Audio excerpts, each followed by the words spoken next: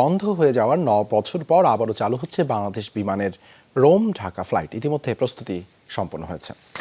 স্বাধীনতা দিবস উপলক্ষে মঙ্গলবার আনুষ্ঠানিকভাবে শুরু হবে যাত্রা। কর্তৃপক্ষ জানায়, বাংলাদেশি প্রবাসীদের দীর্ঘদিনের চাহিদার প্রেক্ষিতে রোম থেকে চালু হচ্ছে বাংলাদেশ বিমানের 3টি ফ্লাইট। এর আগে পর্যাপ্ত যাত্রী না থাকায় আর্থিক ক্ষতির মুখে রোম টু ঢাকা ফ্লাইট বন্ধ করতে বাধ্য হয় তারা। এবার আবার 3টি ফ্লাইট চালু হওয়ার একই ঘটনার পুনরাবৃত্তি ঘটবে বলে শঙ্কা অনেকের। রাজধানী রোমের পরের 2 শহর মিলান ও ভেনিসেও বিপুল সংখ্যক বাংলাদেশির বাস। তাই 3 শহরে 3টি ফ্লাইট দিলে উভয় পক্ষের জন্য সুবিধা হতো বলে মনে করছেন তারা।